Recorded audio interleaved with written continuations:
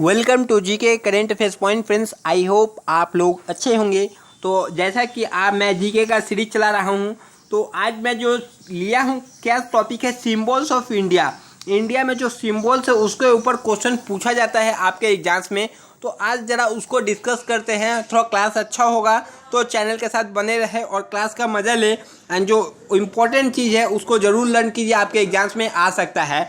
इसके पहले आप लोगों ने मेरे चैनल को अभी तक सब्सक्राइब नहीं किया हो तो चैनल को सब्सक्राइब करके बेल आइकॉन प्रेस कर दे, जिससे आप डेली वीडियोस का नोटिफिकेशन टाइप से मिल सके और कोई भी क्लास आपका ना छूटे। नेवी एमआर के लिए काफ़ी इंपॉर्टेंट क्लासेस करवा जा रही है। यदि आप हमारे क्लासेस को देख रहे हैं तो आपके एग्जाम्स में कम से कम जीके में 20+ मार्क्स आने वाला है यदि आप मेरे सब क्लासेस को देख लेते हैं। तो चलिए आज का क्लास स्टार्ट करते हैं टाइम को वेस्ट ना करते हुए।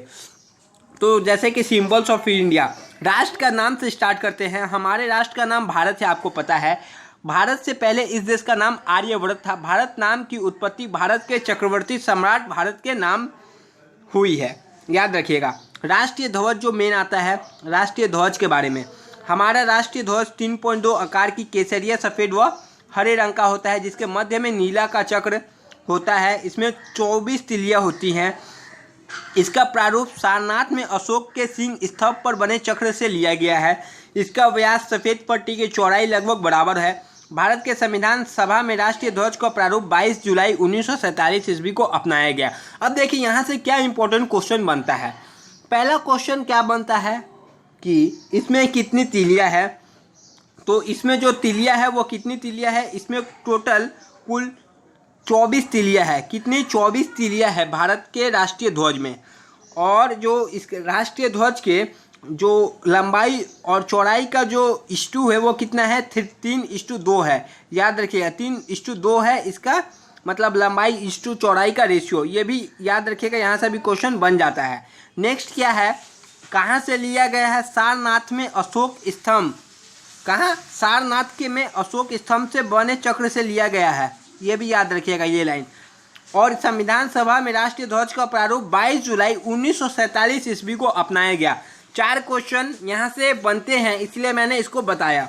नेक्स्ट क्या है, राष्ट्रीय राज्य चिन्ह। राज्य चिन्ह, हमारा राज्य चिन्ह सारनाथ में स्थित अशोक की लाट है। क्या है? अशोक की लाट, जो सारनाथ के संग्रहालय में सुरक्षित। भारत सरकार ने इसे 26 जनवरी 1950 ईस्वी को लौटाया था। नेक्स्ट क्या लिखा है, इस लाट के नीचे देवनागरी लिपि में मुंडक उपनिषद का सूत्र लिखा गया है।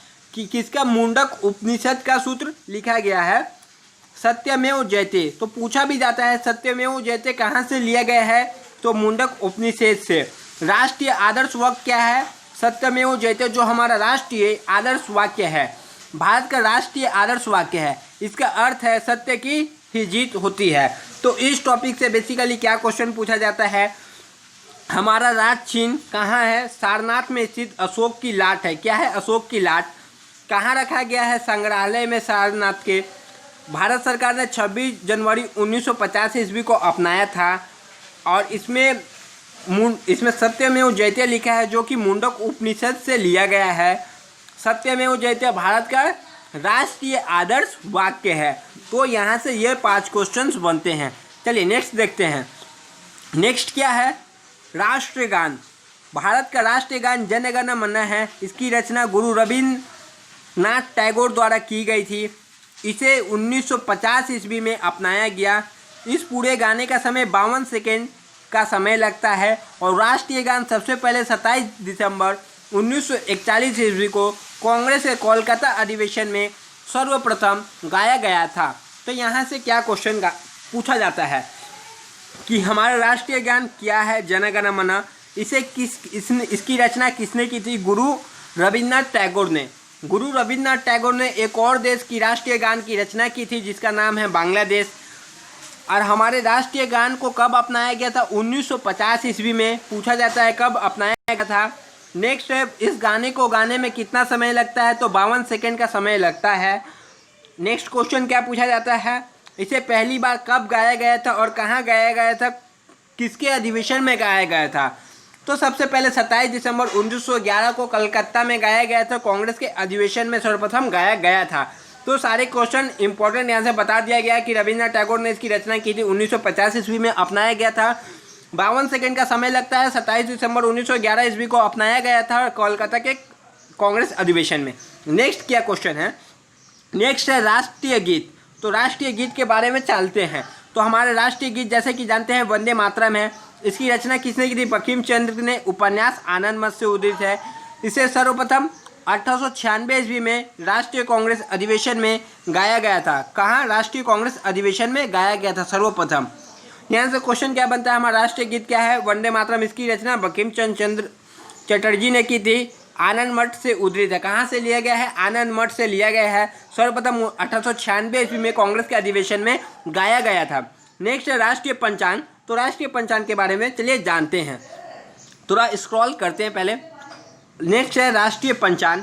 तो राष्ट्रीय पंचांग के बारे में जाना जाए, भारतीय राष्ट्रीय पंचांग या भारत का राष्ट्रीय कैलेंडर भारत में उपयोग होने वाले सरकारी सिविल कैलेंडर है। शक संवत पर आधारित है। इसे ग्रीगोरियन कैलेंडर के साथ संवतः चैत 365 दिन 22 मार्च 1997 ईस्वी को अपनाया गया था। तो शक संवत पर आधारित है और 22 मार्च 1957 ईस्वी को अपनाया गया था। तो यहाँ से आपको ये याद रखना चाहिए। अब आप ये ज़रूर बताएं कमेंट में कि शक संवत का जो आरंभ हुआ था वो कब हुआ था, कौन सी ईस्वी में। नेक्स्ट लेके चलते हैं। नेक्स्ट जो है राष्ट्रीय पशु। तो इसके बारे में आपको पता होगा। राष्ट्रीय पशु क्या है? बाघ हमारा राष्ट्रीय पशु है, पैंथर टाइगर लियनेस। और राष्ट्रीय पक्षी क्या है?